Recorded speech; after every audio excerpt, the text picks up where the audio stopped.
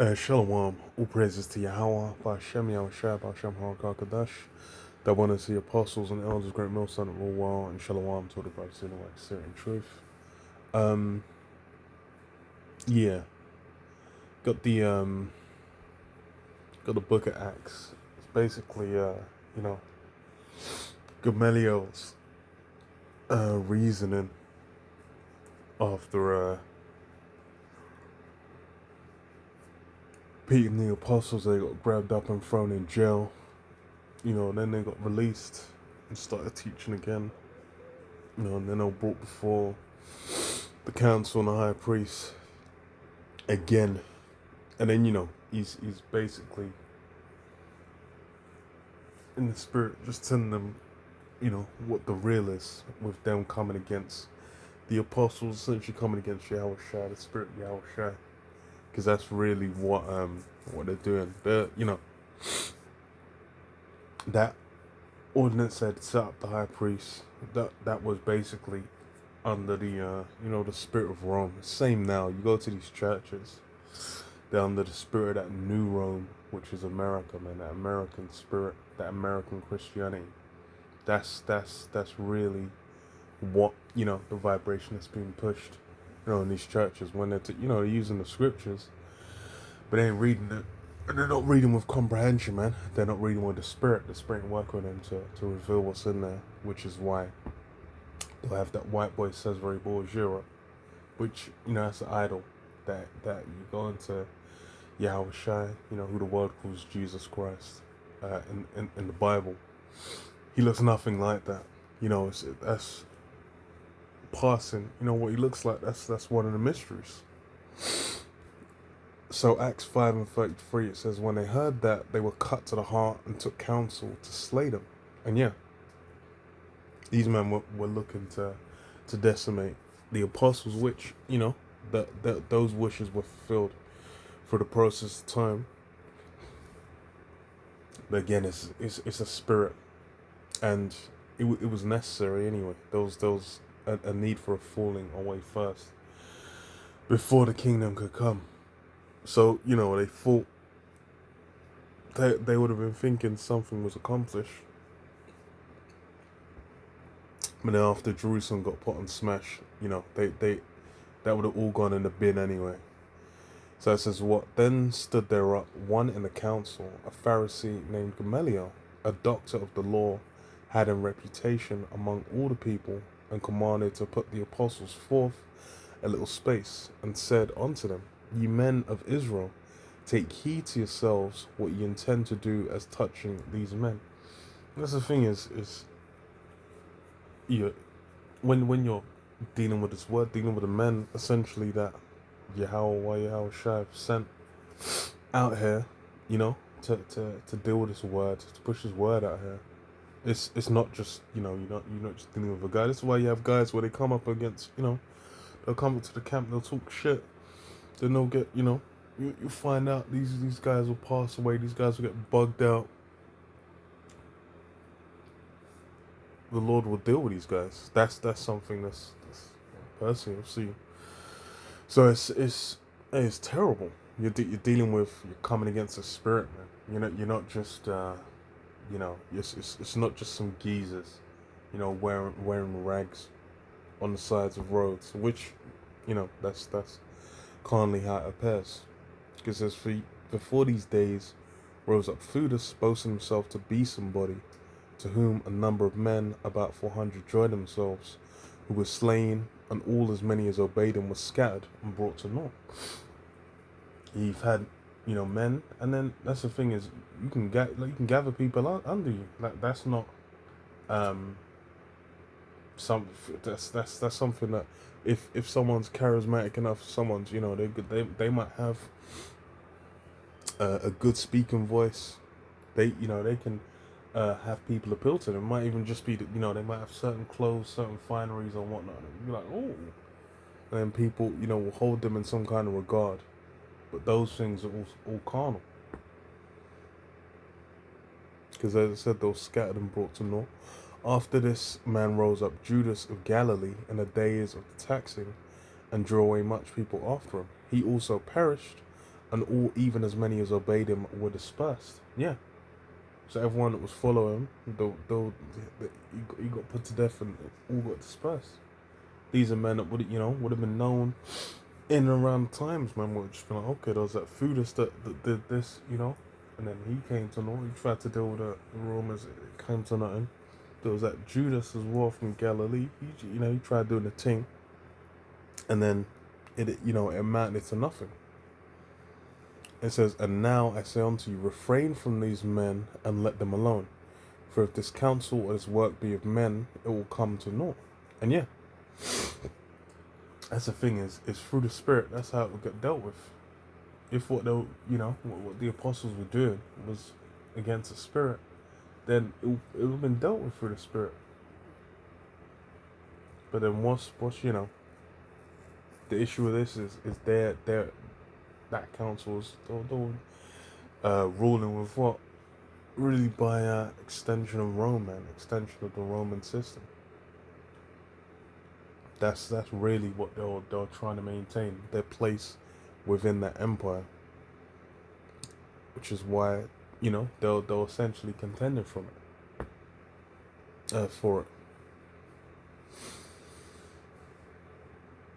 But now I say unto you, refrain from these men and let them alone. For if this counsel or this work be of men, it will come to naught. But if it be of the Most High, you cannot overthrow it, lest haply ye be found to fight even against to fight against the Most High. And yeah, that's the key part, man. That's why you have, someone like Nate, that guy's, using the name of Christ completely off. You go to, 2,000 years ago, when Yahushua was on the scene, it wasn't being called Christ. So how, why would how's that name going to be, the one by which, you gain access for it? And that's what you like, again, you go to the Christian church, which is basically just a aspect of this kingdom, of this rulership. How is that going to then become like, some form of how's that gonna be they're calling that same name. Are they all gonna be saved? What's going on?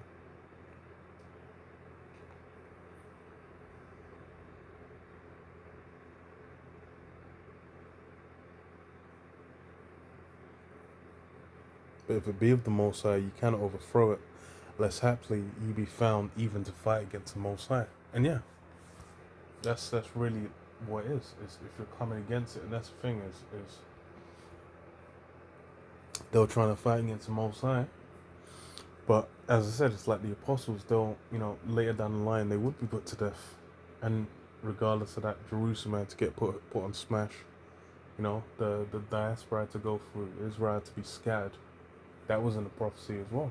They had to be put in cargo slave ships. They had to be what was it, Ephraim and Judah had to be oppressed together. Those prophecies that still needs to be fulfilled, man. America, the nuclear capabilities, the micro sea hit, there's countless prophecies that still need to be fulfilled from this point. So it wasn't like the kingdom was just gonna come then, but still, they at that point that was they still had works to do.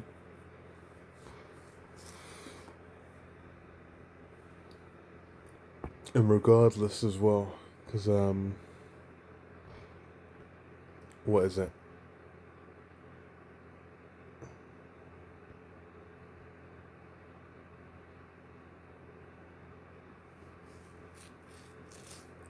What is it?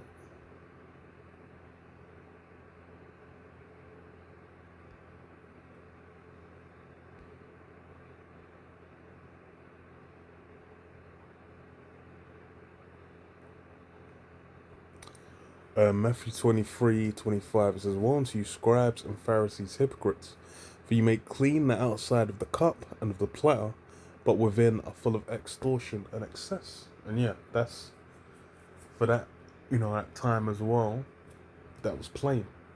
But then you have the modern examples, the guys where it's like presentation wise, what the garments are looking fly. They essentially have that worldly presentation to where it seems like there's righteousness going on. Meanwhile, a guy's going into the bathroom and sending snaps of his rod, to another man's wife. Like that's what's going down. So that's the presentation, and that's the thing is that presentation is mystifying, man. That presentation will grasp someone's mind, be like, ooh, and then be like, oh, that's something. Oh, I'm intrigued. But then what's in reality, what's how's it actually actually gonna play out? It's the truth of the matter is elsewhere. That presentation is just it just looks.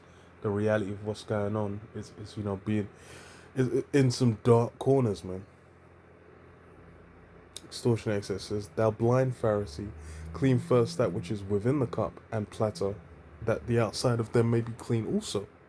Woe unto you, scribes and Pharisees, hypocrites! For ye are like unto white sepulchres, which indeed appear beautiful outward, but are within full of dead men's bones and of all uncleanness." Yeah, it's all on the outside. It's all in the presentation. The actual inside of the person, the actual actions they're taking, their judgments, all these things. What is corrupt? Goes to say, even so, ye also outwardly appear righteous unto men, but within you are full of hypocrisy and iniquity. Yeah, that's really the mindset that a lot of people are moving with, man. They are dealing with that hypocrisy, and they'll righteously appear to be like, okay, sending down legendary orations, swiping lightning bolts down from the sky, presentation wise.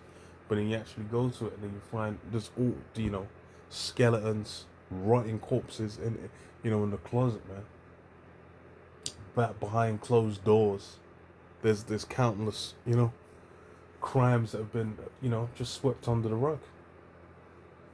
And that's again that's been, this is 2,000 years ago how it's going down. Even now, up until until the kingdom comes, man, there's gonna be people living life as usual, getting married, doing things. There's people are gonna be talking smack, coming against the gospel right until the end as well.